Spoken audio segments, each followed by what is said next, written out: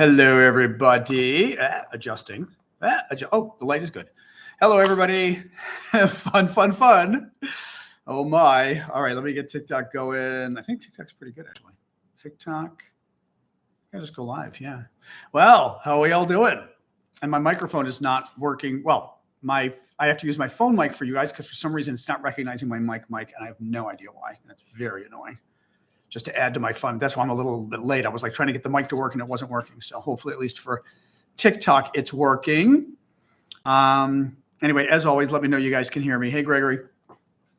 And then TikTokers coming in fast. State of Victoria, Australia. All right. And then TikTokers, you can hear it good, James. So today I took somebody's advice and I made tea to give me a little pick me up.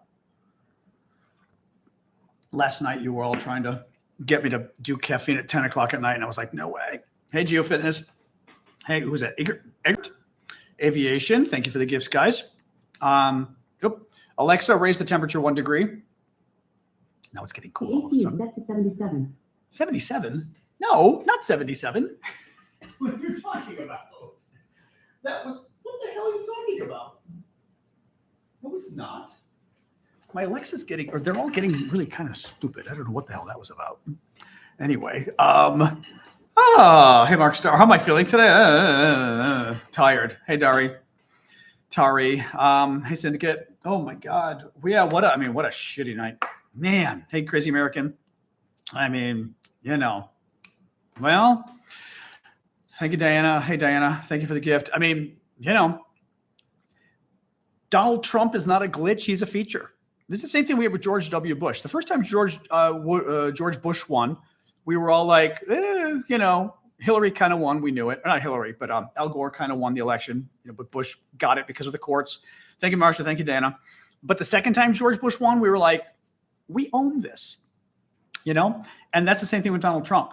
Hey, D-Lyle. Hey, Maddie, KT. First time you can blame people for maybe, I don't know, being captivated by the man. I don't know how. Second time is their fault. Biden's word garbage comes to mind, to be honest. Inflation may very well. Well, this is the irony today, too, by the way, with Trump winning. The stock market went crazy today, going through the roof because this is the best part. Because the stock market thinks Donald Trump is going to cause inflation and massive government deficits. That's why the stock market's going through the roof. It's funny when you look. It's not funny, of course, at all, but it's kind of funny when you look at it. Hey, Alistair. I don't think he cheated. He tried to cheat, I'm sure. Thank you not to. But no, I think Trump won. Thank you, Marcia. And that's the difference between, normal people and crazy people. I don't think Trump. I think Trump won. Trump won the election. Right? That's again what separates us from animals. Or separates us from garbage, perhaps one would say. Thank you, Larissa. Is normal people accept the election results unless there's evidence to the contrary. There's no evidence to the contrary. A lot of things went wrong with the election yesterday in terms of support for Kamala Harris. But what do you do? Hey, Marcia. Obviously, not a lot of. We're going to go through this tonight. Not a lot of fun. This is very bad. This is very bad. He's going to do a lot of bad things. And mods, feel free to go crazy tonight on TikTok, by the way. Ash, I don't want any of the bullshit tonight. Just get rid of them all. Anybody who's being normal, fine. Anybody who is even vaguely sarcastic, just boot them immediately.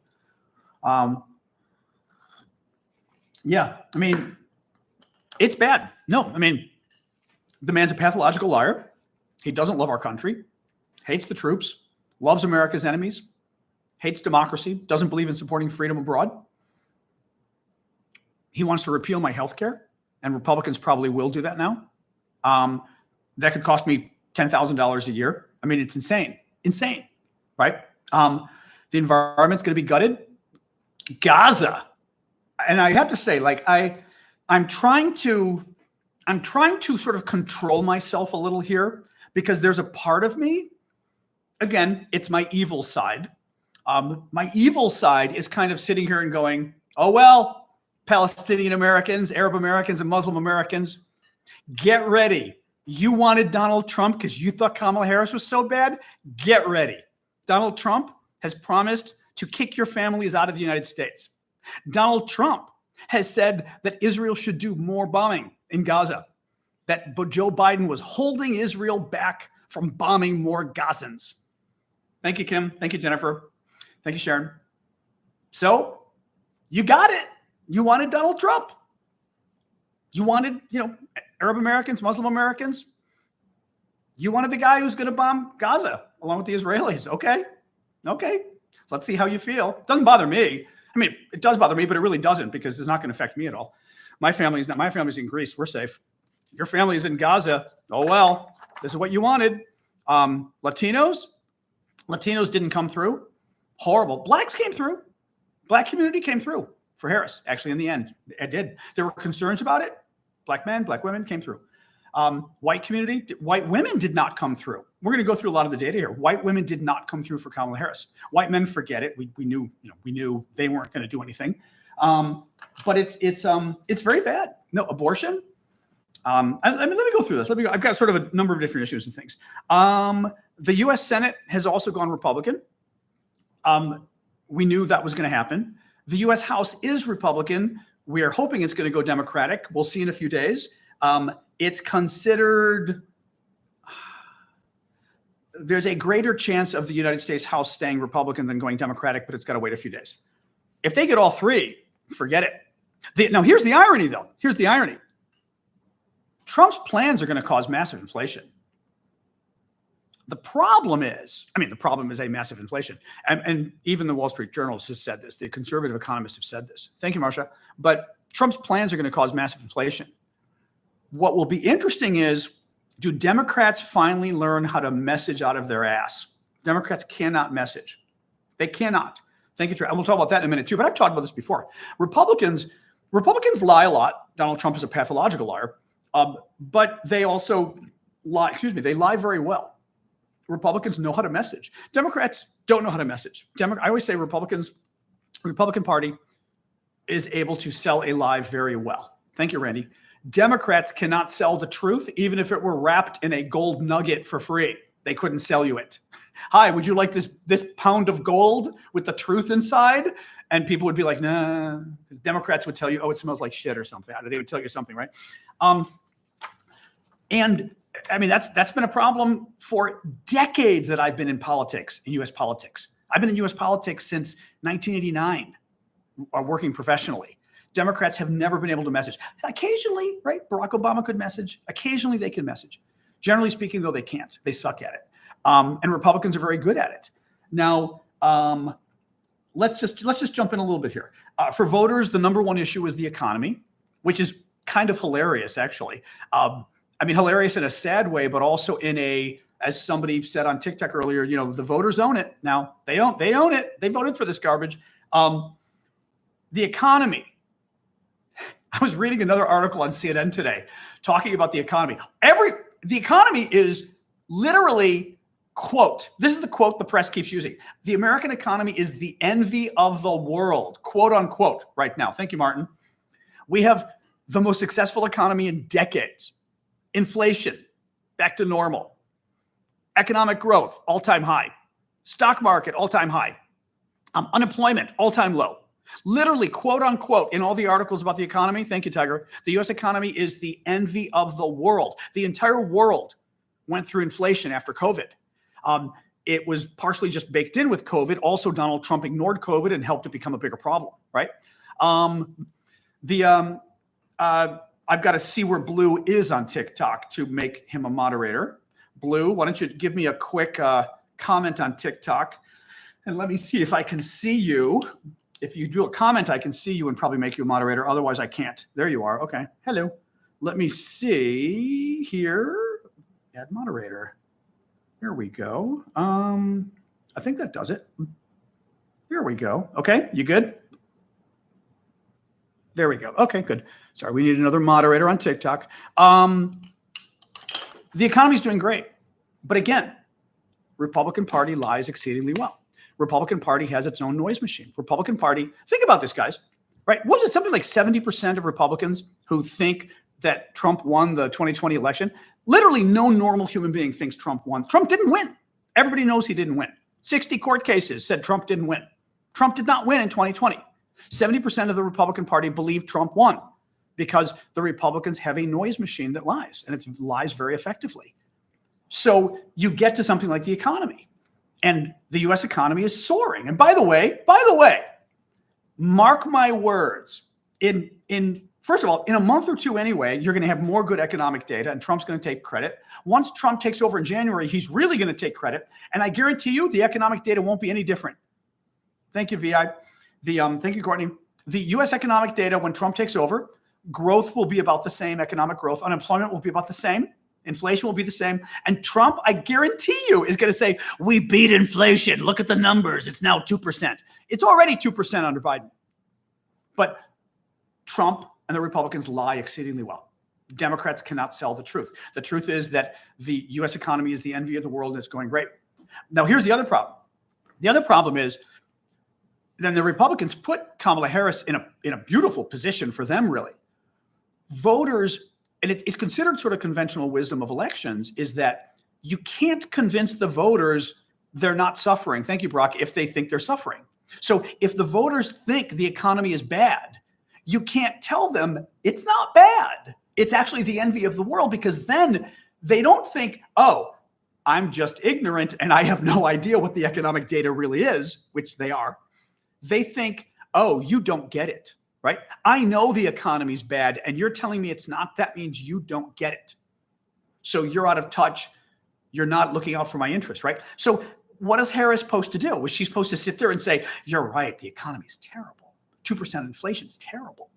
Highest, stock market in history is terrible, right?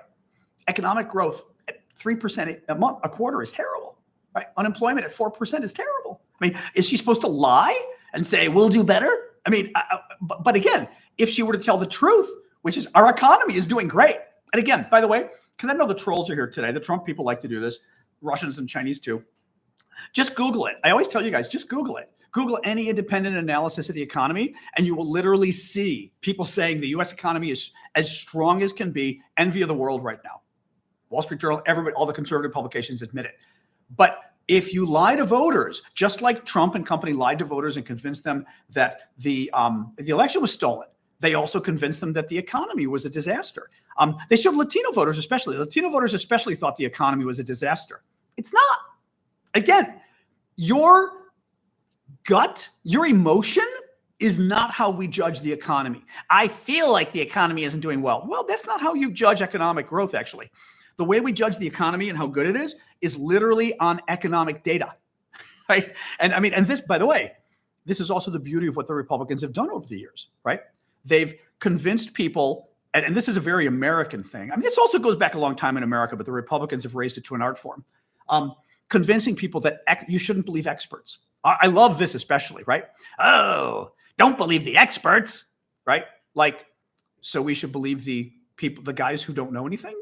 Thank you, Olga, right? I mean, I don't really ever believe somebody who doesn't know anything. I mean, in general, an expert? Yeah, not in general. I am always going to believe an expert more than I do Joe Blow. Because on issues like economics, I've studied economics. Regular people have no idea what's going on in economics. I've studied the law. Regular people have no idea how to do law stuff, legal stuff. It's very complicated. It hurts your brain. But it's a very American thing. Actually, I was going to say now that my mother's gone and I will no longer be visiting back home. I could talk about more. I don't talk about my home much just because I didn't want the crazies bothering my mom. But mom is gone now, so that fear is gone. There's a local university where I grew up in Chicago. And it started off in like the 1800s or something, German, Lutheran, I guess, right, Protestant or whatever. And the Chicago area was very much made up of German immigrants. And originally, I went to our local, what do you call it? Our local museum for the city, the Historical Society. I'd never been. After growing up there 50 years, I'd never been to the Historical Society. And they explained, and by the way, I'm telling you the story because it gets to the American mindset. Back in the 1800s, the university near where I grew up was sort of a lycée. It was kind of a high school, like for educated people, for basically, high-end rich kids or whatever, German kids. And it then became a university as well, or college as well. And they focused on, I don't know what you would call them in America. They call them like the letters in Europe, in French, les lettres. But it's kind of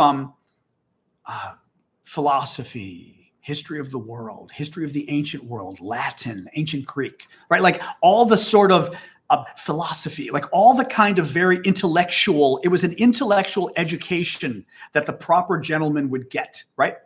And they found around 1900, maybe early 1900s, that these kids couldn't, now mind you, this is a classical European education to this day. I mean, and I've studied in France. I've worked a lot in France. I've lived in France a lot. In France, especially, was, again, I know France better than any European country, especially better than any country other than America, really. And at least when I was there was great respect for like intellectuals and somebody that was an intellectual. You know, they went to Sciences Po and they, you know, the political science school, and they knew their history, right? And there was great respect for that. Well, that attitude was brought over to America. And they were teaching that to these young, sort of well-to-do American kids at this university near my house in the 1800s. And they realized once around 1900 or so, and maybe a little bit after, the American Industrial Revolution began. And like our economy started taking off. And it was sort of the beginning of America becoming the, you know, the superpower. We weren't the superpower yet, of course, right? But we were kind of getting there.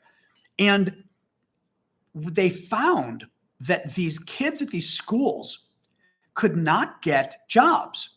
These kids that came from this elite school near where I grew up, because they were trained as intellectuals. They were trained to study, you know, history and philosophy and Latin and ancient Greek. And in America, they couldn't get jobs because everybody here, they were businessmen in America, right? I say business women, but let's face it, there weren't that many business women in 1900 in America.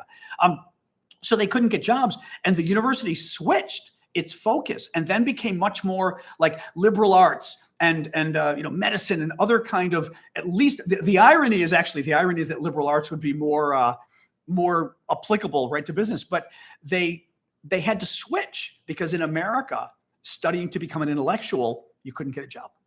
And I would argue, I'd actually like to read up more on this because I've always been fascinated by this. Americans are very anti-intellectual. This goes back, I mean, way before Trump and way before the Republican Party tries to take advantage of it, right? Right? Don't believe an expert. Sure, I'm not going to believe an expert, right? The joke about, right? There's a New Yorker cartoon with everybody getting together and they're on a plane and all the passengers are standing up. They say, okay, we've all gotten together and decided we don't like the idea of the pilot flying the plane. He knows too much. We've decided to have Joe fly it instead, you know?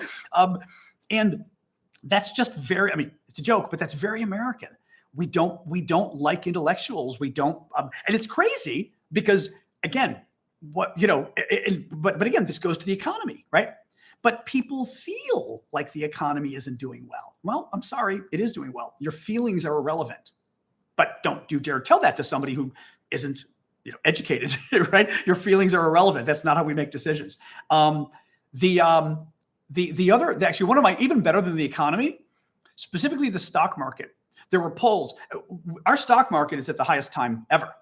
And this even before Trump won last night, right? Thank you, Nicolette. Our stock market's highest ever in all of American history. A couple months ago, when it already was at the highest level in American history, they did a poll of Americans and how they felt about the stock market. And the majority of Americans, and it was something like 60, 70% or whatever, thought the stock market was doing terribly.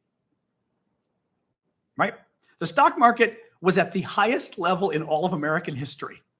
And the majority of Americans thought the stock market was doing poorly this year because they're ignorant. They don't know what they're talking about. Then they listen to bad news sources who lie to them. Right? I mean, again, but how do you tell them that? Right? Are you going to run for election and say, the reason you think the stock market isn't doing well is because you're stupid and you're not informed? You're not going to say that, right? Right? I mean, and it's the same thing like the economy, right? Thank you, Dalton, by the way. I saw the gift. I appreciate that. But this is a problem and Republicans lie exceedingly well, and Democrats cannot sell the truth. So what do you do when the Republicans sell a lie and the Democrats have to explain it's not true, right? And then you get Donald Trump, who's a whole other level of pathological liar. Donald Trump's not just a pathological liar in terms of he lies every second, but he's very good at it. And therefore, it's very hard to counter because he's such a good liar. Any case. So the number one issue for voters was the economy. And voters convinced themselves, or Republicans convinced voters, that the economy is doing badly. So they voted against Kamala Harris because they blamed Joe Biden for the economy being bad when the economy is not bad, And inflation, why are things expensive? Because inflation went up across the entire world after COVID. If you bother to do some research on why, and again, I'll condescend, I'm happy to, because I don't like it when people sort of make decisions based on a lack of information. Inflation went up worldwide because of COVID. And there was also some drought and some other, but there were issues like that, COVID and then drought and some things like that, disease, some kind of I'm trying to remember what it was. It was drought, but there was also some kind of a plague or something on some kind of crop as well. And that caused worldwide inflation, not just American inflation, worldwide inflation. Democrats needed to sell that better to the American people and tell them, yeah, there's a risk of inflation because of COVID. And by the way, who screwed up COVID? Donald Trump. Who ignored COVID? Who lied to you? Who admitted they lied to you about COVID? Right? Who gave our respirators to Russia instead of using them on American citizens at the height of COVID? Donald Trump. Who created the vaccine and then convinced you not to take the vaccine because he told you it was dangerous and told you it wouldn't work? Donald Trump's Republican Party, right? But that's how you message. You tell people, yeah, we are at risk of having higher inflation because of Donald Trump and what he did with COVID. Yeah. But Democrats won't do it. Now, I sort of did a Twitter feed today, our Twitter thing on sort of why Kamala Harris lost. Okay, one, sexism played a role. I don't think America's ready for a woman president. I don't. They like angry, big men. Fat, maybe, but big, like Donald Trump. I mean, he's overweight, but he's big. America likes a big white businessman as president. They do. I've said this before. I don't think they liked that she was a woman. Two, she's black. She's also Indian. Guess what? They don't like either one. There is racism in America. And a lot of racism on the Republican Party. But also, let's face it, guys, I'm not going to name communities here, but there's a lot of racism across this country, and it ain't just white people. A lot of white people are racist, but other things too. So you've got Kamala Harris running, right? Not only are whites going to be racist, but blacks aren't going to be racist, thank God, because she's black. Latinos? Arab Americans? I mean, you're going to have a lot of people who are not going to like that she's a woman, especially imagine traditional voters, people from more conservative religions like Islam or Catholicism. How are they going to feel about a woman being president, right? So sexism played a role, racism played, but again, I still think the economic lie was the biggest story, right? Joe Biden screwed up. Joe Biden should have stepped down, not as president. Joe Biden should have stepped down as the candidate 2 years ago. And I think I said this. I think I pretty much did say this, didn't I? I think I did. Ash, don't bother blocking people. Just mute them all. It's easier just to mute them. But Biden should have announced he wasn't running 2 years ago. We would have had a primary. We would have seen who won, right? I mean, that would have been so much better had that gone. I think it would have given the opportunity for Democrats to kind of fight for who they wanted. I'm not convinced Kamala Harris was the best candidate. She was good. I liked her, right? Maybe she wasn't the best candidate. I mean, if we had a primary, they would have been vetted more, and I think there would have been a better chance. But then again, I don't know. I don't know, actually. I don't know. Hold on. I saw something obnoxious. Hold on here.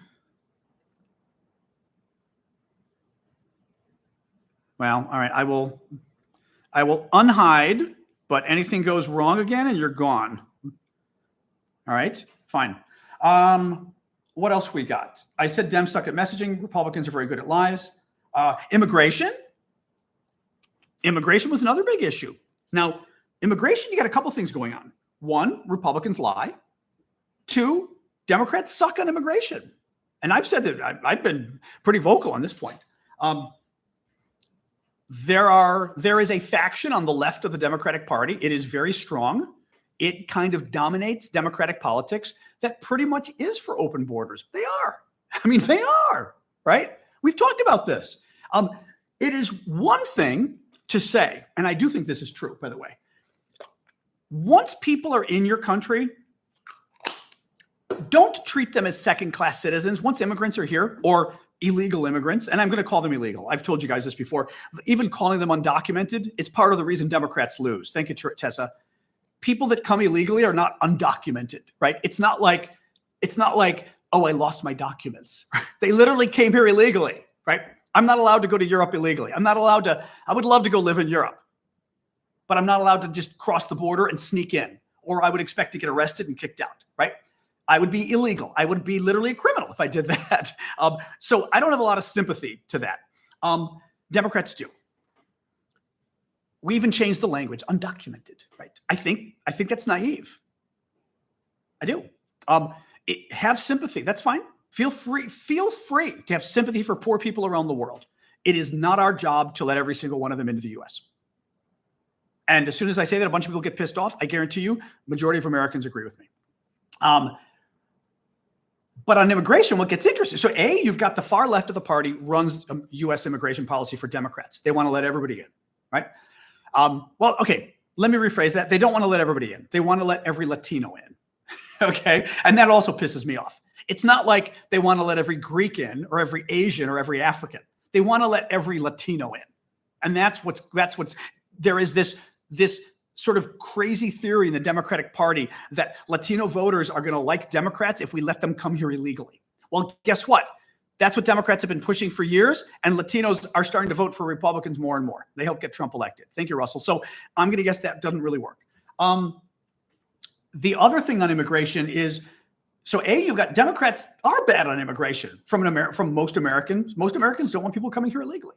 But I know what I was saying earlier. But I was saying earlier, though, once people are here, you got to be really careful, because you don't want to you don't want to so discriminate against people who are here that are some kind of a minority that it creates an underclass, right? That's what we did to black people, right? We created the underclass. We treated them, literally, we treated them as slaves, literally, right? And then even after they were liberated, we treated them as lesser people.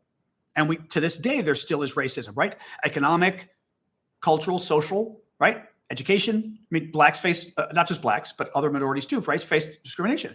And you create an underclass. I remember years ago, the Germans were at risk of doing this with the Turkish minority. They brought in a bunch of Turkish, thank you, Bryce, thank you, Nicola. They brought in a bunch of Turkish guest workers, I guess they called them, and had I guess it's still an issue, probably, right? Thank you, Changles. Changles. Again, I'm not an expert on Germany, but I had read up on this at the time. Thank you, Maddie. That you had these guest workers from Germany that came and were doing jobs. Sound familiar? Jobs Germans didn't want to do, right? Manual labor, whatever, just like Latinos or Mexicans in America, for example. And the Germans, the Turks in Germany would have kids, and their kids would have kids, and you literally would have like second and third generation Turkish kids who weren't Germans. Okay, thank you, Maria. Because they were discriminated against because they didn't want them to be Germans, right? And you end up creating an underclass, and we don't need to create an underclass of Latinos. Do we really want to repeat what we did to black people and do the same thing to Latinos with the same impact it would have on the country? That's just, it's immoral, but it's also really stupid economically as well, right? Right? Why create an underclass? It's just stupid. So my point is on immigration, I'm actually sympathetic to some of the people who want amnesty or whatever you want to call it, because I'm not convinced Trump's going to be able to kick everybody. Trump thinks he's going to deport millions. Maybe. I'm not convinced he's going to pull that off. And let's get the other side, though. But Trump himself is also responsible for millions of people coming here illegally this year. It's been Donald Trump's fault. Have you heard Democrats say that? Not very much, right? The Democrats reached a deal in January with the Republican Party. The conservative Republican James Langford in the U.S. Senate created the proposal. It was his proposal, conservative Republican, his proposal. And he has an immigration proposal, okay? Well, It's like the most conservative deal in years. Democrats agree to the proposal. And who kills it? Donald Trump. And by the way, Republicans all agreed they were going to pass this bipartisan immigration plan that was going to really cut back on immigration. I mean, illegal immigration. Trump killed it. And the Republicans themselves said publicly, Trump killed this plan because he wants to use immigration for the election, and he wants people coming here illegally. He wants millions coming here illegally so he can say, look at the illegals coming here, right? Democrats should have been saying that from day one. For the last year, Democrats should have said, this week we've got this many. This month we've got 2 million people who came illegally to our country because of Donald Trump. This summer we've now had 6 million people here illegally. But guess what? Thank you, Nathan. Democrats can't do that because Democrats don't want to stop people from coming illegally, right?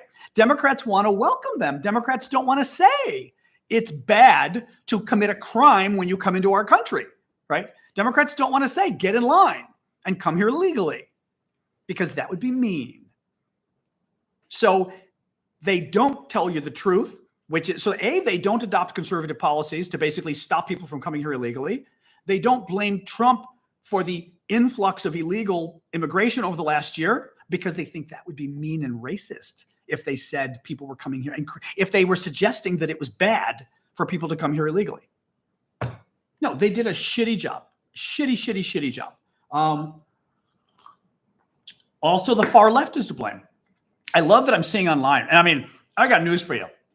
I'm watching some of the far lefties online saying, you Democrats went too far to the middle, having Liz Cheney campaign for them and Adam Kinzinger. They didn't go far left enough. I got news for you. We elected a fascist president last night. We didn't elect a fascist because the left didn't go far socialist enough, right? That is not what happened. Last night is not an indication that America really wants far left, right? That is not the reason you elect somebody on the far right, because you really wish you had the far left. And what did the far left do? And they've been doing this. They've been doing this for several years now, convincing blacks that I love when I hear this from like young black activists. What have the Democrats ever done for black people? Oh, I don't know. Everything since the Civil War. During the Civil War, right, the Republicans were on your side 160 years ago. So yes, 160 years ago, Republicans were on the side of black Americans. Since then, it's been Democrats, pretty much. Civil Rights Act, Democrats. Social programs, Democrats, right? Everything has been Democrats in terms of focusing on the black community for decades and decades and decades and decades. Thank you, Succeed. And we get young black activists and I watch this on TV and I hear this crap. What have Democrats ever done for black people? Well, pretty much everything, right? Because it's the right thing to do. Latinos, same thing. Latinos. We saw what Republicans think of Latinos. My God, right? At their convention, at Trump's big assembly, his campaign rally a week ago in New York, when they called Puerto Rico a pile of garbage. They routinely, Trump has called Mexican immigrants like rapists and murderers. They routinely demonize Latinos, and Latinos sit there and go, what do Democrats do? Republicans like us more. Republicans do not like you more. Republicans don't like you at all. But oh well, and then we've got the Gaza activists, which I've already talked about, right? And some of them were crowing today and saying, I can't even tell you because it was vulgar about Kamala Harris, but called her basically the B word. That now you're Gaza's B word, right? And this Palestinian activist was all excited that, Kamala Harris lost because of Gaza. And I was like, really? You're excited? Donald Trump's going to have Israel bomb the hell out of Gaza now. Donald Trump said Israel's been doing a great job in the execution of the war in Gaza. Donald Trump, this is 2 weeks ago, Donald Trump said Joe Biden was a bad man for holding Israel back in Gaza. Trump wants to let Israel go even harder in bombing the Palestinians. And these activists are literally going, yeah, now look what we got. Well, got news for you. Donald Trump wants to ban Muslims.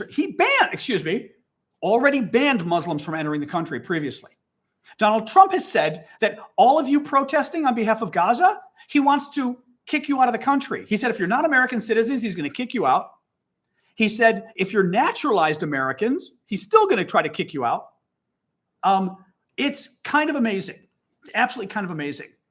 But again, so but you've got that going on too. You've got the far left that has basically pulled a Fox News. And a lot of these guys are socialists, by the way. A lot of it are the socialists, basically the socialist activists who kind of want to burn everything down. I mean, they do. American socialists, like there's a lot of regular, some of you probably consider yourself socialist, but the activists are crazy. The activists literally want to like tear down the Democratic Party. It's evil. And we don't care if Trump gets elected, this kind of crap. And that's what they got. They got Trump. But they sit there and they badmouth Democrats and convince students not to vote for Democrats, convince Arabs and Muslims not to vote for Democrats, convince Latinos not to vote for Democrats, convince blacks not to vote for Democrats. And of course, they convince whites not to vote for Democrats because white vote was terrible. And then we wonder why Democrats don't do well. And by the way, all those little activists just screwed every one of you. If you're a woman, they screwed you over on abortion and control over your own body, right? If you care about the climate change is dead now. Addressing climate change is dead. Civil rights, dead. I mean, okay, right? These are issues you care about. We'll talk about Ukraine in a minute. That's pretty dead too. I'm going to read you a few quotes. This was Tim Naftali, presidential historian at Columbia University. The real America becomes Trump's America. Frankly, the world will say, if this man wasn't disqualified by January 6th, which was incredibly influential around the world, then this is not the America that we knew. And by the way, this is not the America that we knew, by the way. Again, America knew who this man was. Trump loves to tell the story of the snake and like, you knew I was a snake when you let me in. Yeah, they did. You knew Trump was a snake. And you voted, not you, of course, but America voted for him again. You know, Trump represents their values. This was a little bit more here. This is from, hang on a second. Let me see here.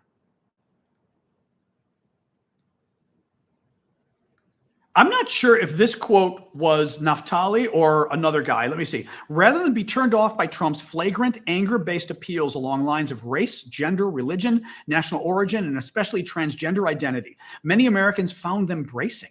Rather than be offended by his brazen lies and wild conspiracy theories, many found him authentic. Rather than dismiss him as a felon found by various courts to be a fraudster, cheater, sexual abuser, and defamer, many embraced his assertion that he had been the victim of persecution.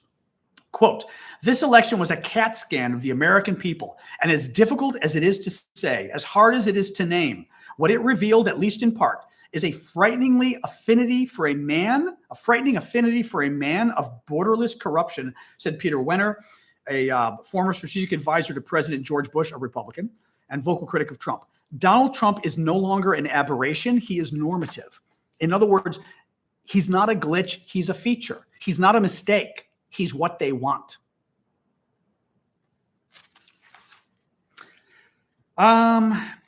This was interesting. So CNN had a little bit, there's also now people in the Harris people kind of trying to point blame. I thought this was kind of interesting, though, talking about Harris and her connection with Biden.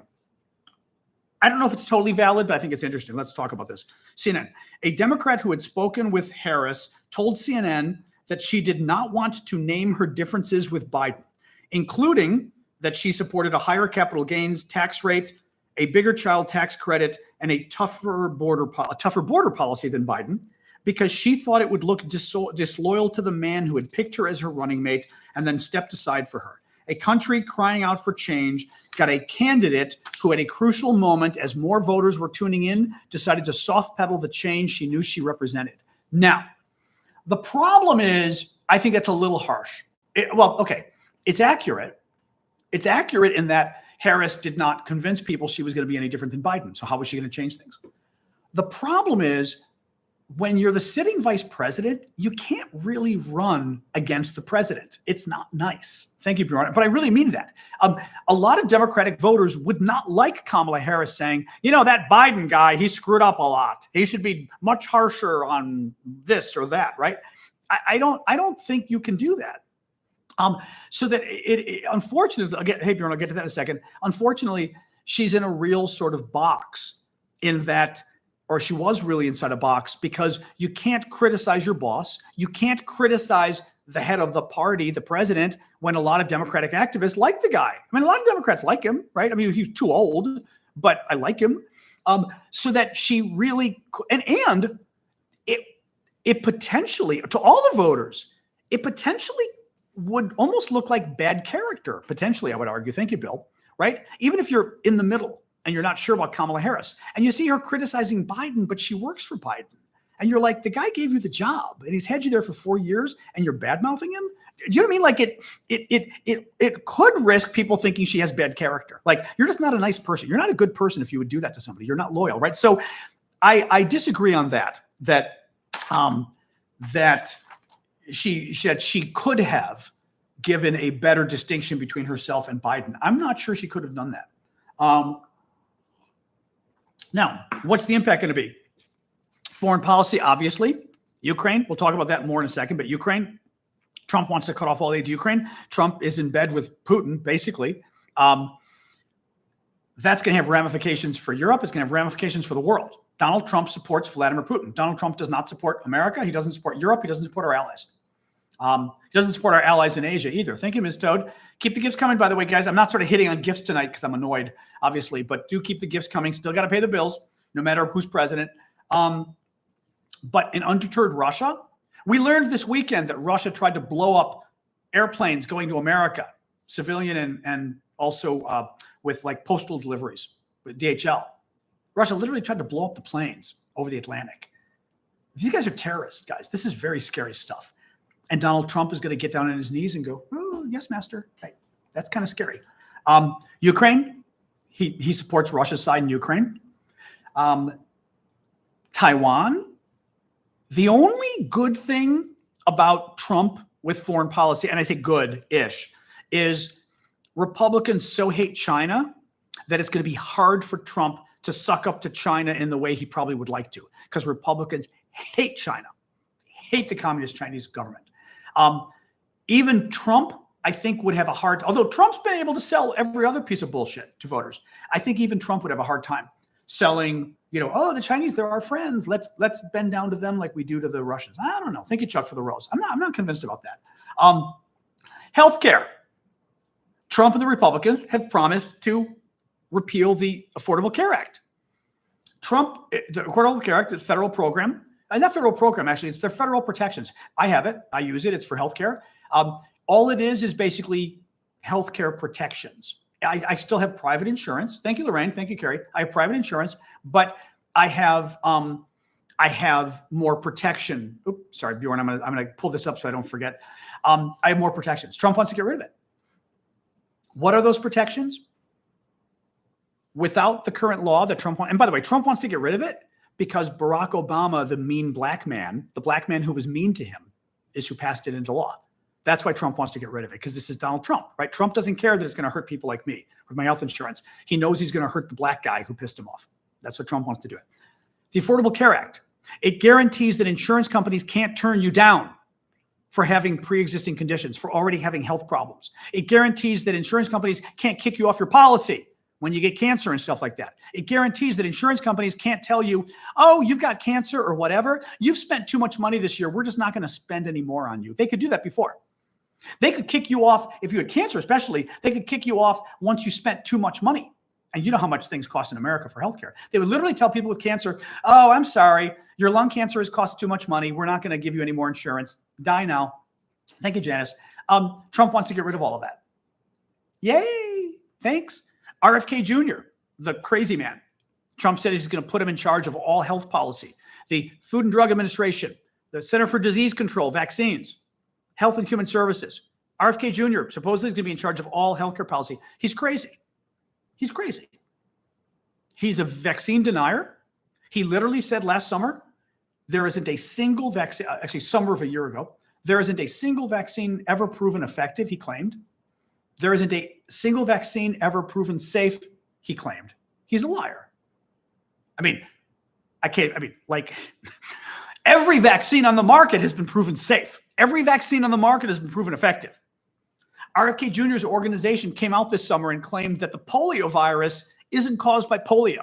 It's caused by toxins in your blood, and therefore that the polio vaccine doesn't work. RFK Jr.'s organization claimed polio vaccine doesn't work. Tell that for the last 70 years of American history and world history, where polio has been prevented worldwide, right? Millions of kids helped, or tens of millions of kids. So that's the lunatic that Trump's going to put in charge of healthcare. Yay.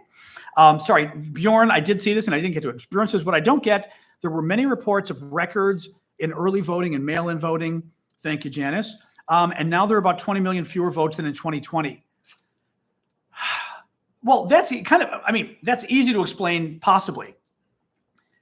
You can vote earlier, and all it means is you were going to vote later and you voted earlier. Early voting isn't about getting people who were going to vote on election day and to get them to vote earlier. It's about getting people who wouldn't vote at all to vote, right? So they can vote early with absentee ballots. They can vote early and get in line 2 and 3 weeks before when there isn't a line. Remember last night, we were hearing one of the universities, there was a line 6.5 hours long. I think it was in Pennsylvania. 6.5 hours these kids were in line to vote, and they were still waiting. If you go 3 weeks early, there's no line. So the idea is to get people to vote early who wouldn't vote otherwise. It's not to get them to vote early if they were going to vote on election day anyway, and maybe that's what happened. A lot of the votes Democrats got were people who were going to vote on election day, and they simply decided to vote early. But so it didn't net, and it didn't give Democrats a net gain. It didn't actually give them a +1, because the one they were going to get on election day, they got that one 3 weeks early. You want the person who votes 3 weeks early to be the person who wasn't going to vote at all on election day. That's a +1. So, I'm just guessing, but that would be one obvious way that the numbers wouldn't add up, that, oh, Democrats had so much good early voting, why didn't it pan out? Because they got a lot of people who were going to vote anyway. Now, the second possibility is that Republicans simply got more people to vote for them on election day too. Maybe Democrats did have very good turnout early, right? But Republicans got more on election day. Maybe, it's possible. Another issue, the economy and deficits. So this one's kind of interesting. I was telling you guys earlier, and it's kind of, again, if Democrats were better at messaging, they would note that the reason the stock market did so well today, because Trump got elected, isn't because they think Trump's a better president. It's because they think Trump is going to cut all regulations and let banks do whatever they want to screw you over. Thank you, Maria. That's why bank stocks, I'm invested in some banks. Bank stocks are up 12 and 13% today because they literally think Donald Trump is going to let banks screw you now. That's why the market's doing so well. They think there's going to be massive deficits, that Trump is going to spend so much more money than Kamala Harris. And this was the Wall Street Journal, among others, who said this. All the economists said Trump is going to put a huge deficit, way more than Kamala Harris. The markets like that. Even that one still confuses me a little bit, but the markets like it, that he's going to be pumping so much. I do know why. A bigger deficit means pumping more money into the economy. Pumping more money into the economy means more economic growth. That's good for business, right? Now, it also means more inflation. That's bad. And we've already talked about Trump with inflation. Trump's promising massive inflation, from tariffs especially, but also from his spending programs. So that's going to be crazy. The flip side, which is interesting, is there's also concern about Trump cutting spending, which is interesting. He's talking about putting Elon Musk in charge. And Elon Musk's another one, worm brain himself. He's like another quasi-worm brain. Talk about putting Elon in charge of this commission that will look at deciding where government waste is or whatever. Like Elon Musk knows where the hell government waste is, right?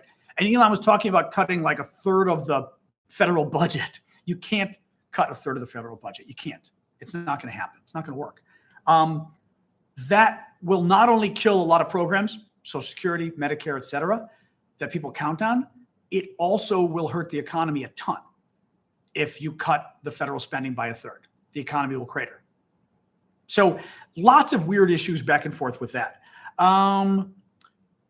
Syndicate, thank you for the gift there, Dora. Syndicate says, I do wonder if new voting laws in certain states could have made the voting process more challenging, disproportionately affecting Democratic voters. Sure, I don't know anything about it, but there was certainly concern, for example, when we heard about these students trying to vote, and there's a 6.5 hour long line for them to vote. Why is that? That doesn't make sense. That sounds like somebody is doing it on purpose, right? The other thing, the Russians did this in Georgia yesterday. The Russians phoned in a bunch of bomb threats yesterday. And they picked, by the way, they picked the black communities to do it. They did it to black voters. The Russians wanted to stop black voters from voting, black Americans from voting, and they called in bomb threats in black neighborhoods. And the Georgia Secretary of State, a Republican, even came out and said it was the Russians. Thank you, Chazak. I mean, you know, bad. All right. Overall, Harris got 44% of men, 54% of women. Harris won a slight majority of Hispanic voters. This is actually very bad, too. Harris wins a slight majority of Hispanic voters, but Biden won Hispanic voters by 33 points. That one is very interesting to me, okay? So Latinos in America support Biden over Trump in 2020 by 33 points, meaning if Trump is at 30% support, Biden's at 66% support, right? It's 33 points. Kamala Harris was a couple points better than Trump with Latinos. Lisa Rodriguez says misogyny.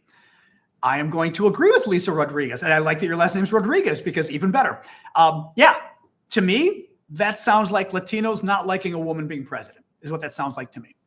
It could be the Catholicism. It could be Latino culture. That's what it sounds like to me, which is very sad.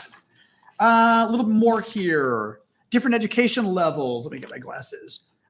College graduates, 57% support Kamala Harris. No college degree, 54% support Donald Trump.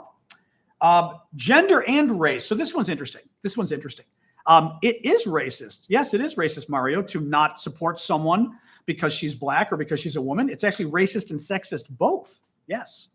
Mexico does have a new woman president. Yes, we're very proud of that. Gender and race. White men. So who supported Harris? Who supported Trump? White men. 34% supported Harris. 60% supported Trump. White women. 45% supported Harris. 53% Trump. Very bad that white women did not come through. White men, of course, always bad. Black men, 77% supported Harris. That, I believe Biden might have been 78% last time, so that was very good for black men. Black women, 91% supported Kamala Harris. As always, the big story is always black women coming through for Democrats. They did it for Biden last time, too. Hispanic Latino men, 43%. Now, listen to this. Hispanic Latino men, although this gets a little more interesting, actually. Okay, so Hispanic Latino men, 43% Harris, 55% Trump. Hispanic Latino women, 60% Harris, 38% Trump. What's interesting about that is white men, 37% Harris, Latino men, 43% Harris. So Latinos were 6% more likely to vote for Harris as the men were, which is interesting. Latino women, 60% Harris, white women, 45% Harris. So what's interesting is, again, Latinos fell way short compared to where they were with Biden. They still did better than white voters, which is interesting. Anyway, so Ukraine,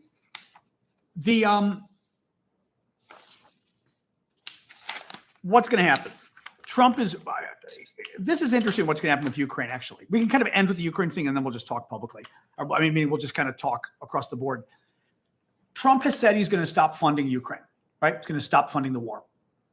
But he's also said that, I think I have the quote here. Hold on. This is the quote from a few months ago. I would tell Zelensky no more. I would tell Zelensky no more, Trump said. You've got to make a deal. I would tell Putin, but this gets interesting. I would tell Putin, if you don't make a deal, we're going to give him a lot. Meaning, and he says, we're going to give Ukraine more than they've ever gotten before. Now, Trump is a pathological liar. A. B. Trump does not care about anything, any issues. So he doesn't care about Ukraine. He doesn't care who wins. Thank you, Jeddah. Thank you, Lucky. He doesn't care who wins based on national security or foreign policy. He cares who wins based on his weird love affair and obeisance to Vladimir Putin. It is interesting that Trump at least claimed, thank you, Kathy, that he's going to tell Zelensky and Putin both, you better work out a deal. And if Putin doesn't agree, he's going to give Ukraine even more weapons. I don't think he's going to. But it's interesting that Trump said that. The only thing I can say that is potentially beneficial with Ukraine or even foreign policy or any policy with Trump is Trump doesn't believe in anything. Trump does things based on who he likes and who he doesn't like. Actually, I would also say there might be bribery involved as well. Who's not bribery? Well, if he's bribed, it would be who he liked. If he's being blackmailed, I guess I would put that's a third category. Trump's own director of national intelligence. Thank you, Aminata, Marsha, and Crit for the gifts, and Dragon. Trump's own director of national intelligence at the White House, a very conservative Republican senator named, what was his face? I'm already spacing out now. Dan Coates. Crazy right wing. Thank you. I'm going to get this right. Aminata, a very far right, religious right senator, becomes Trump's head of intelligence at the White House. And more from Aminata. Thank you. You're very generous today. I appreciate that. And Trump's own director of national intelligence at the White House says he's convinced that Trump was being blackmailed by Putin. Google it. It's all over the news. I mean, you'll see. So Trump, I think, is motivated by personal. It's always personal gain with Trump. Does he gain something from the deal, which could be you're blackmailing me and I gain something by doing it for you because then you're not going to out me. It could be you're bribing me, right? It could be you suck up to me and I like you. That's gain.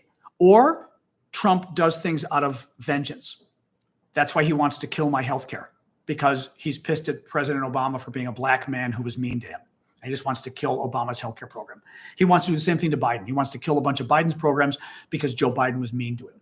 Trump doesn't care about policy. And the only saving grace on any policy issue is Trump just doesn't care about policy.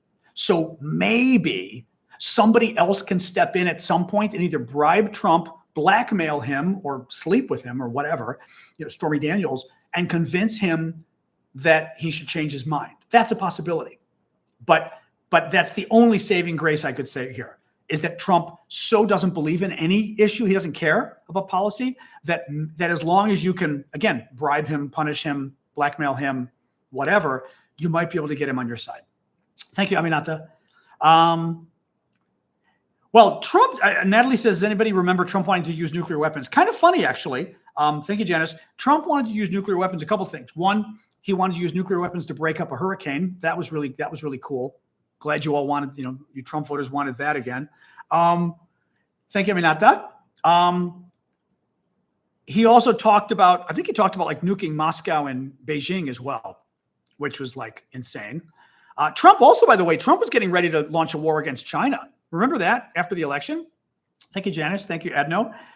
Trump's chairman of the Joint Chiefs of Staff, his top uniformed military official was so worried, thank you, Babs, that Trump was going to declare war on China, that he had to tell the other generals, if Trump gives you an order to go to war with China, this is right after the election, you need to tell me first. It's crazy. It's absolutely crazy, war with China. Syndicate says, he also said Ukraine is gone and it doesn't exist anymore. Too many cities are gone, too many dead, and those things cannot be replaced. What Trump is trying to say is, and I mean,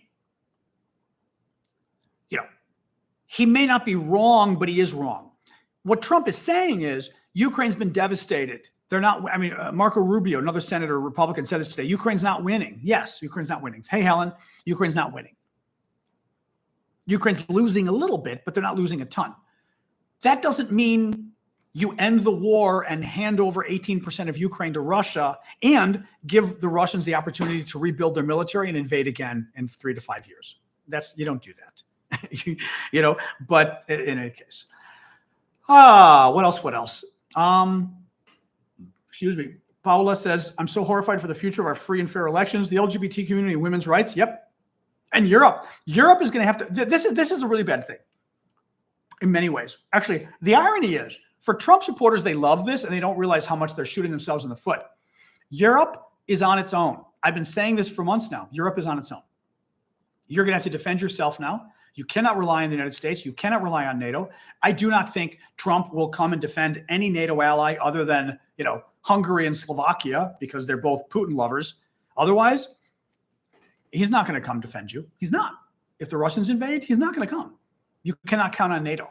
Europeans are now going to have to create, whether they stay in NATO and just kind of accept the fact, thank you, that they're going to have NATO light. Thank you, Adno, that they're going to have NATO light, right? That Trump will, that the America won't be, even if America stays in NATO, we're not really in NATO because we know the Americans won't help. And that basically NATO ends up being the Brits, the Canadians, you know, the other sort of big powers, France, because France has nukes too. I mean, but Europe is on its own. And that, by the way, is something you never get back.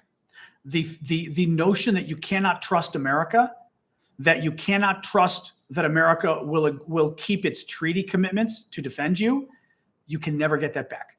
As I've said before, we are one election away. We will, in the future, America will always be one election away from screwing its friends, screwing its allies, and sucking up to its enemies. So you can't trust us anymore. Trump has shown, not only Trump has shown that, the American voters showed that, right? The American voters showed that. It's not like the American voters showed that, oh, Trump, you know, yeah, Trump is crazy and hates our allies and blah, blah, blah, but oh, we're not going to have him back again. Well, we invited him back again. So it shows, oh, Sasha wants some water. The dog wants water. One moment. 1 second. You guys know how this goes. The dog has to get her water. Oh, there we go. Oops. All right. All right. There we go. All right. Much better. Much better. But yeah, so the Europeans are going to have to defend themselves now. You can't count on America. The bad part for the U.S. is Trump supporters are going to go, yeah, make the Europeans pay for their own defense. Yeah, but guess what that means? That means we don't have any influence anymore. Up until now, we're the big power guaranteeing Europe's defense, which means, and I'm going to say this in an American way, it means we get to push Europe around. We get to push Canada around. We get to push Australia, New Zealand. We get to push everybody around because we're the big power in the coalition. We get what we want. If we're not in the coalition anymore, it's like the Brits and Brexit, right? When the Brits pulled out of the European Union. Oh, thank you, Tattooed. When the Brits pulled out of the European Union, suddenly Britain no longer had any influence in the European Union because they left, right? I mean, that's the danger you get, is Europe becomes independent. Europe does its own defense policy. And unfortunately, I got news for you. The Europeans don't tend to agree with us a lot on defense policy. When things are going bad, first of all, Israel. Yeah, the Europeans are supportive of Israel, not like we are. All of you Republicans, all you MAGA Republicans who claim you love Israel, well, now Europe will be empowered to do what it wants with Israel because we're no longer going to be a guarantor of Europe's security. So there are lots of reasons why, from an American perspective, it is not good at all to have Europe be independent in terms of its own defense. You can say you're saving money. Yeah, maybe. You're losing a hell of a lot of influence. So not good. But Europe, yeah, you're on your own. You are going to have to start spending more on defense. And you know, in the end, maybe that's a good thing for you to some degree, right? But you can no longer count on the U.S. No.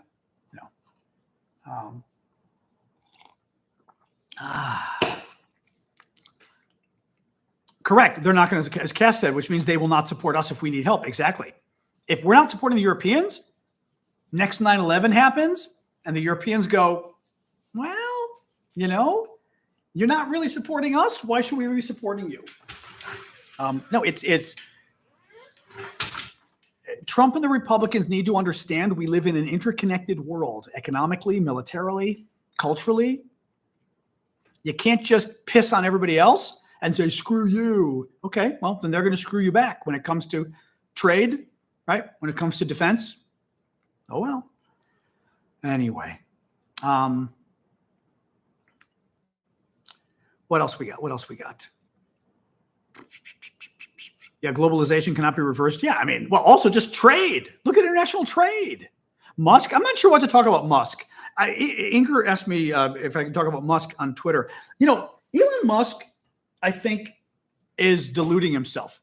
Donald Trump hates electric cars. Again, Donald Trump doesn't believe in anything. So Donald Trump probably was like paid off by the oil executives or somebody, right?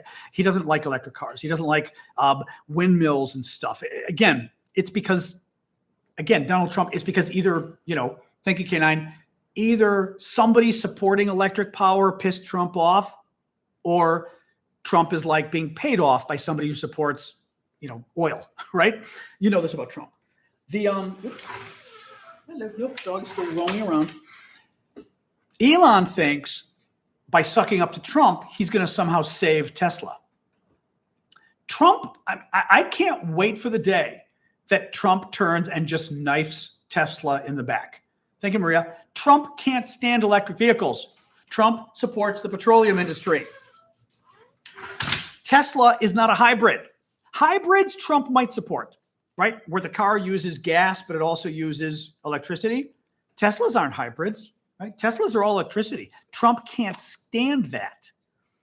So I think Elon's in for a big awakening when Trump finally goes, yeah, Elon, thanks for making me president. Now go away. Your company can go away. Thank you, Encore. Oh, that's a very nice gift. Thank you, Encore, for the meteor shower. That's a very nice one. But from Elon's perspective, well, Elon, from Elon's perspective, the Trump thing is dangerous because Trump doesn't believe in anything. So, and by the way, how many big people who sucked up to Donald Trump are still around, right? As still part of Trump's posse. Forget his family, but everybody else who sucked up to Donald Trump, like 95% of them, Trump can't stand and Trump badmouths and everything else. There is a very small percentage chance. Now, Elon has a lot of money, which Trump will like, but there's still a very small percentage chance that Elon is going to stay in Trump's good graces. I think Trump's going to screw over Tesla at some point. He wants the money. He wants Elon's money, but he's going to screw him over at some point,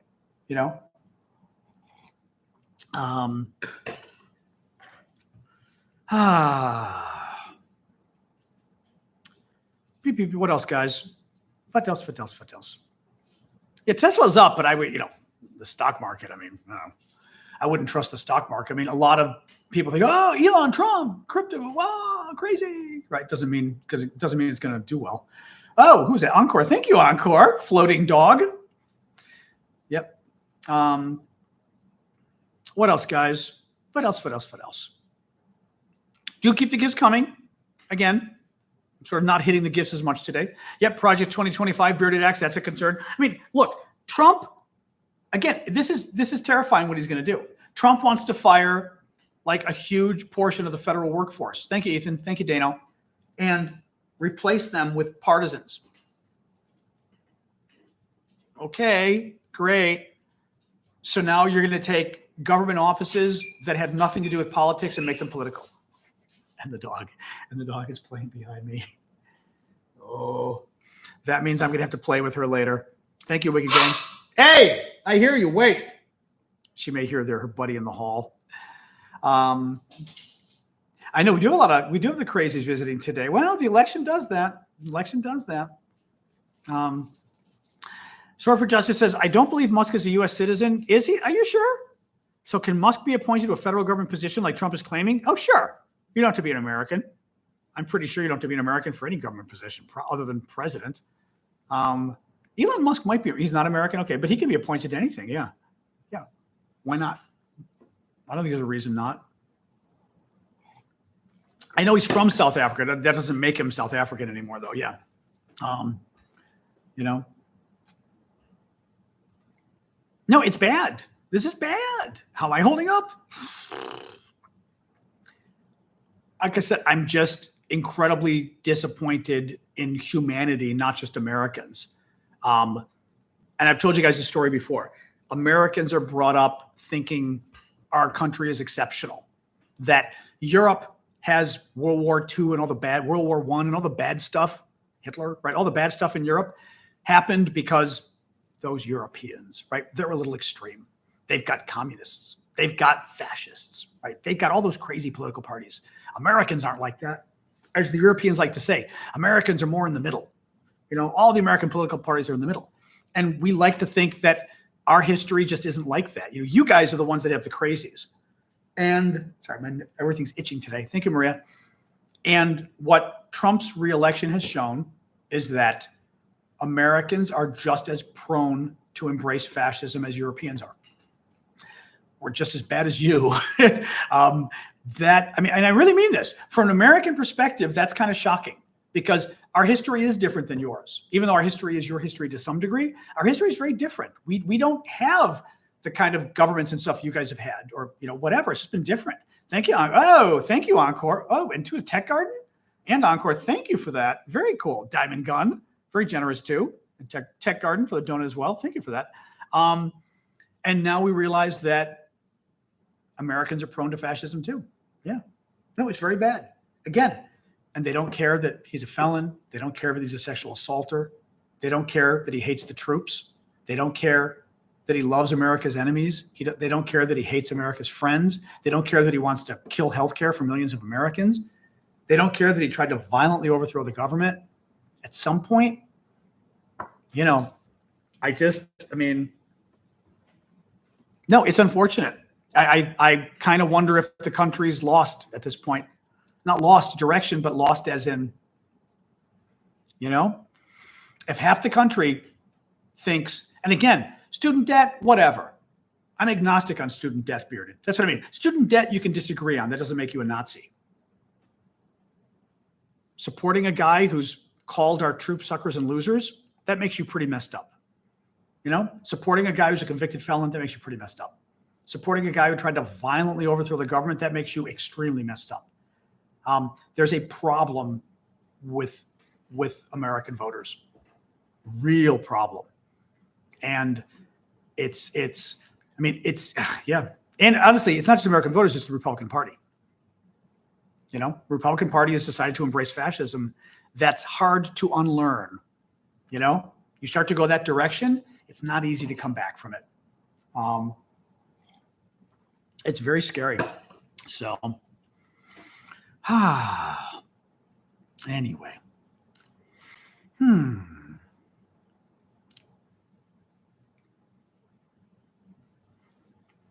Credit card interest rates are through the roof, are they? I don't know. How are the next 4 years going? If Republicans get control of the Congress, we're going to find out with the House. Again, kiss everything goodbye. You're going to lose your health care. We're going to have massive deficits. Inflation is going to go through the roof. Trump's going to start a trade war with China and other countries. That's going to sink our economy. The big concern, by the way, kicking out all the illegals, they're a huge factor in our economy. You kick them out and you risk tanking our economy. But the problem is Trump gets away so dramatic. He literally tried to violently overthrow the government. This is what I mean. Trump support. The interesting thing is Trump supporters support Trump for being a fascist. The fascism is part of the appeal. But then when you talk about it, oh, you're so dramatic. They're still. It's interesting. Even having won the election, they're still embarrassed about embracing fascism, which is interesting to me. You know what I mean? He literally tried to violently overthrow the government on January 6th, and he promised to pardon those people, and you're okay with it. What does that say about you? That you're okay, and that you would even deny it at this point. They're still denying it. Again, they deny it because as much as the fascism appeals, there's an embarrassment about it as well. So they're like, ooh, he's fascist. I like that. I don't like fascism because, right, there's still some kind of, thank you, Seer, thank you, Maria, some kind of embarrassment about it, Anyway, oh, la. It's bad. No, it's bad. It's very bad. Who's going to run the military? Well, this is the problem, too, is last time, and by the way, again, keep in mind, this isn't me. Like 95% of Trump's cabinet, of Trump's top officials, did not support his reelection. Thank you, K9, for the gift. Did not support his reelection. The people who know Trump best can't stand him. They think he's unqualified. They think he's a bad human being. They were stopping him from causing wars with China. They were stopping him from killing our healthcare, right? They were stopping him from basically giving Russia the go-ahead to invade Europe. Now, Trump is going to pick people. He's more dangerous this time because now Trump knows how to play the game. Trump's going to make sure that he has generals in charge who are Dr. Strangelove generals, generals willing to go to war for him. Right? Generals who won't defend democracy. Trump wanted his generals to open fire on protesters, on peaceful protesters in Washington, D.C. He asked his generals, why can't you just open fire on them? And he goes, shoot them in the leg. And the general said, we don't do that in America. Okay? Trump is going to make sure that the next people he picks are people who are loyal to him and not loyal to the Constitution. He said this, as bad as Trump was, he wasn't able to do everything he wanted. That was so un-American and so dangerous because his own staff stood up to him. He's made sure he's going to surround himself with basically fascists as well. Yeah, Michael Flynn. Oh, wait till Michael Flynn comes back. Binoa says, where's Michael Flynn? Just wait. I've been saying this for a while. Just wait. He's going to put Michael Flynn in some senior position. You know it. Michael Flynn's like Gaga at this point. He's going to be in some senior position. You just wait. You just freaking wait. No, it's incredibly dangerous. What do? You know? How much time do you think it will take to see changes? Depends what you mean. I mean, from day one, he's going to do crazy shit. We know that. This is Donald Trump. There are going to be 10 crazy things he does every day. You know how this is. We wake up every day going, oh, God, not again. You know? I mean, oh, it's going to be bad. Yeah, women's health, like we said. Republicans are trying to ban abortion worldwide. You know? And worldwide, nationwide. Actually, worldwide too, actually, but nationwide. I mean, you know. Very bad. Very bad. Anyway. Well,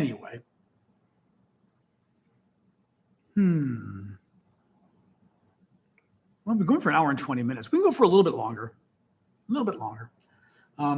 There were a number of correct. I mean, there were, I was going to shoot. I meant to copy this down. I've got it. I copied it on my phone. I like go through the news like in the morning. I go through the news throughout the day, but I like to take pictures with, screenshots with my phone of news stories I want to talk to you guys about.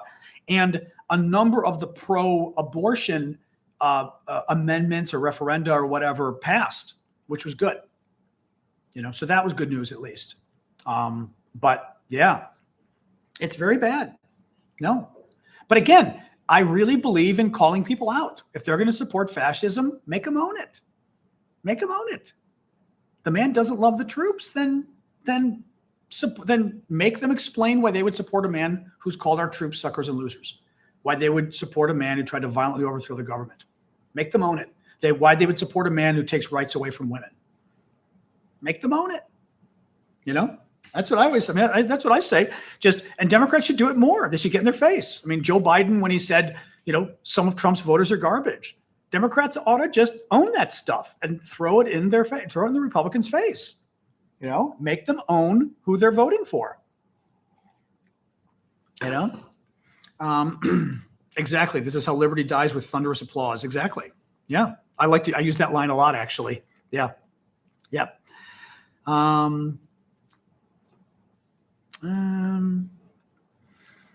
Deemer, I found this. It should come as no great surprise that a Democratic Party which has abandoned working class people would find that the working class has abandoned them. Bernie Sanders is kind of an idiot sometimes. I am not a fan of Bernie Sanders. You guys know this, I think. Bernie has been claiming for years that Bernie is part of the problem. It's like I said, these far left Democratic activists who run around telling black people and Latinos and working class people, oh, Democrats don't care about you. Honestly, Democrats' problem is all they do care about is working class people and minorities. That's the problem. I mean, women too, to their credit, but Democrats don't focus enough on the rest of on the middle of the country. They're always doing way too much, not way too much, but they're always focusing on like poor people and stuff. But they don't focus nearly enough on the middle. I think Bernie Sanders is full of shit. I mean, what kind of bullshit is that? Democrats don't focus on working class people? Are you insane? That's insane. I mean, that's absolutely insane. Of course, Democrats. I mean, Democrats are much better. I mean, the Republicans literally pass tax cuts for the rich. Man.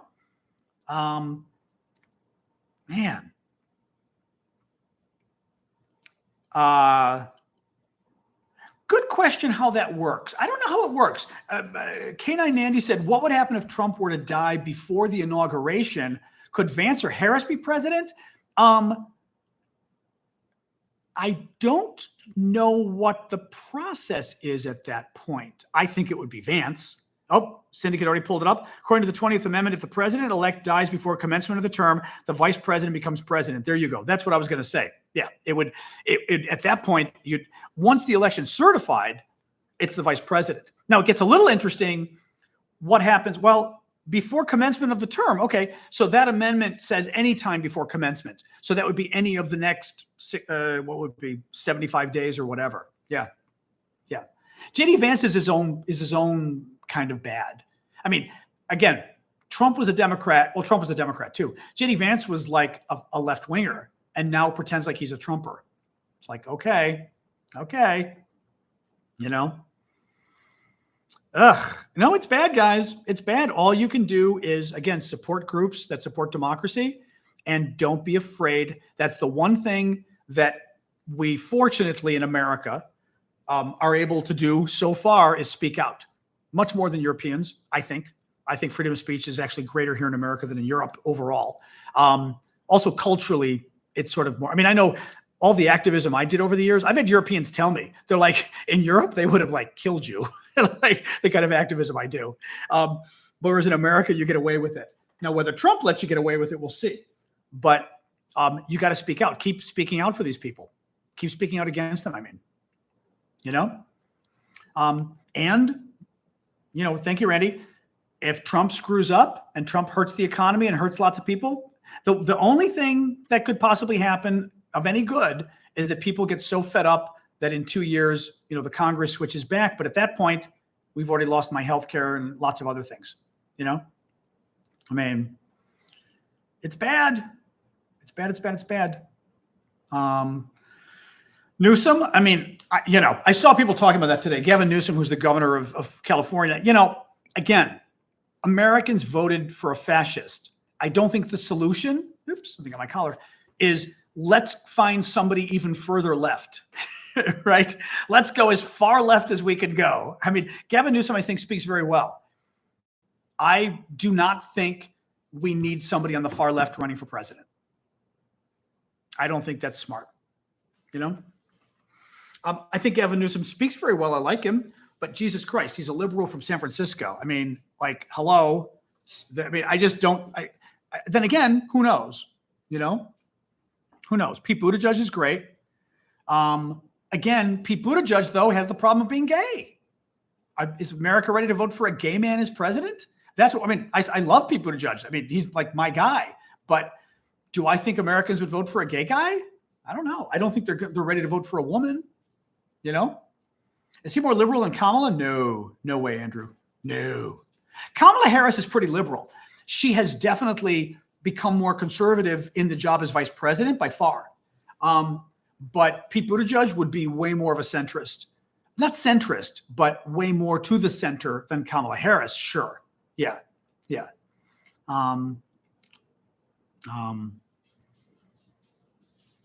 Not really, Keps. I was always very conservative on a lot of issues. Immigration, foreign policy. Hello, Ukraine. Right? Hello. There's a reason I support the war in Ukraine. Because I've got serious concerns about the Russians and the Soviets before them. That tends to not make you, in America before Trump, having concerns about the Russians tended to not make you a liberal, you know, and being a hawk on foreign policy. I've always been a hawk on foreign policy. Economic policy, I've always been in the middle. Social policy, I've always been on the left. So I have not changed. It's very bad. Yeah, I think Trump's going to have a very hard time deporting millions of people, to be honest, but let's see. You know?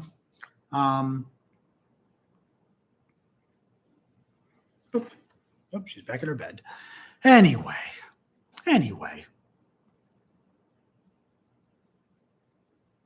Ooh, that sounds complicated, Matt. Has the center moved right so normal left is now far left?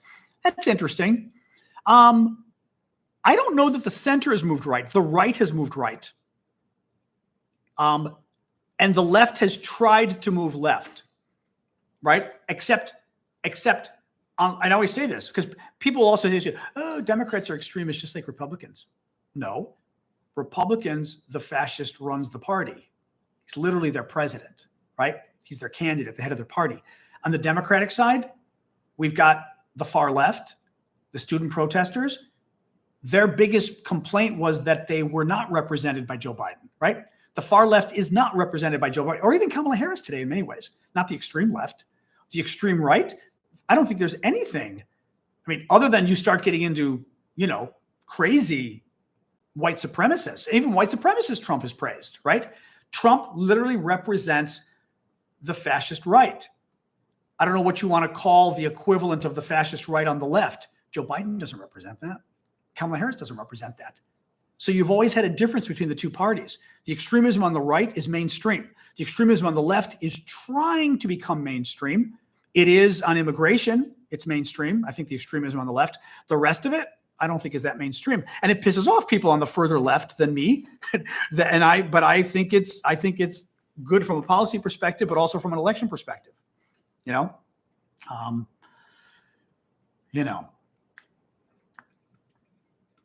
Is Gavin more liberal than Kamala? I don't know. I mean, maybe right now. Historically, though, any Californians out there? Historically, would he be more liberal than her? Because she was pretty liberal up until when she became, ran for president. You guys are saying yes. What? Yes, Gavin Newsom's more liberal, or would have been more liberal even before than Harris.